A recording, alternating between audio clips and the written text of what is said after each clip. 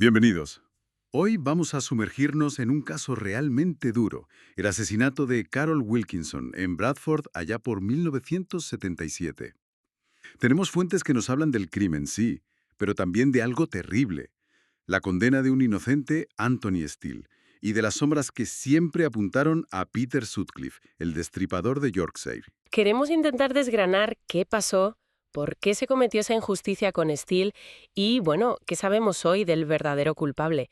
Empecemos por el crimen. Octubre del 77, Carol Wilkinson, veinteañera.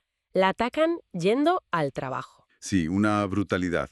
La encontraron en un campo, justo detrás de la panadería donde trabajaba. Golpeada con piedras, sangrando, la ropa rota, murió 3 días más tarde en el hospital. Fíjate que fue el primer caso en Reino Unido, creo, de certificar una muerte por asesinato con la persona aún conectada a soporte vital. Y ya había algo raro al principio, ¿no?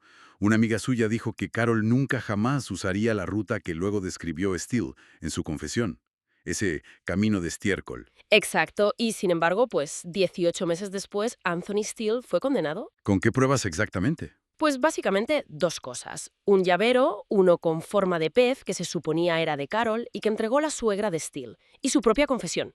Él trabajaba cerca, ¿no? Como jardinero. Sí, por la zona. Pero años más tarde, Steele explicó cómo fue esa confesión. Dijo algo como, era joven, nunca había tenido la experiencia, para aliviar esa presión. Tremendo. No dejaban de intimidarme. Creo que acabé creyéndome en lo que me decían. Querían sacar a alguien de sus libros.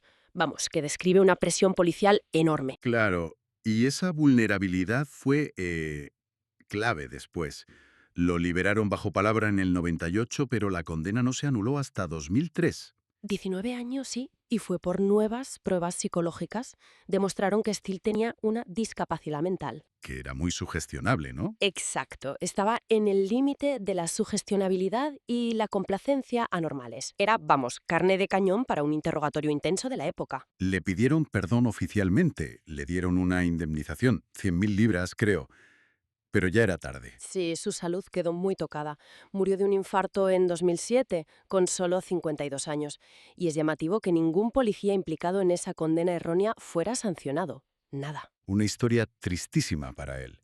Y mientras tanto, la figura de Peter Sutcliffe estaba ahí. Claro, el destripador de Yorkshire, activo justo en esos años entre el 75 y el 80, mató al menos a 13 mujeres. Y su método era atacar por detrás, con objetos contundentes. Se miró si Wilkinson podía ser una víctima suya al principio. Se consideró, sí, pero lo descartaron rápido. ¿Por qué? Porque Carol no era trabajadora sexual, que era el perfil inicial que se asociaba a Sutcliffe. Lo irónico es que en el 79, la propia policía tuvo que admitir que, bueno, que Sutcliffe también atacaba a mujeres que no lo eran. O sea, que lo descartaron por algo que luego resultó no ser cierto. Exacto.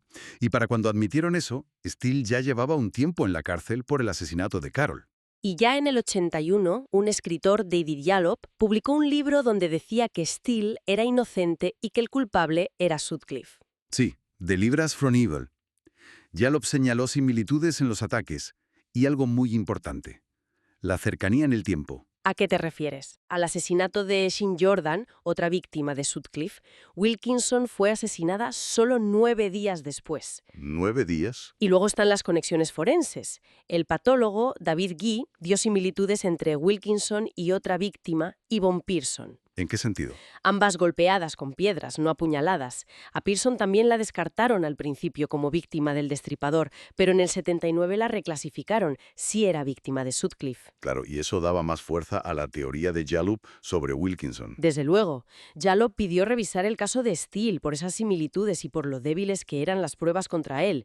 Incluso se dice que Sutcliffe se ponía muy nervioso, con una ansiedad especial, si le mencionaban el caso Wilkinson en prisión. Y hay más conexiones, ¿no?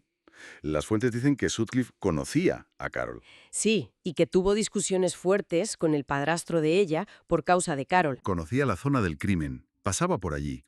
Incluso lo denunciaron meses antes por actitud sospechosa cerca de casa de Wilkinson. Febrero del 77, sí. Y lo más fuerte es lo del día del asesinato. ¿Qué pasó ese día? Ese mismo día, Sutcliffe había vuelto a Manchester para mutilar el cuerpo de Jean Jordan, la víctima anterior. Y luego regresó a Bradford. O sea, que estaba en la ciudad. Estaba en Bradford esa tarde. muy cerca de la escena del crimen de Carol, que además estaba cerca de donde él trabajaba. Uf, es que son muchas cosas que apuntan en esa dirección. Muchísimas. Y otros autores después, como Clark y Tate en 2015, han insistido en ello.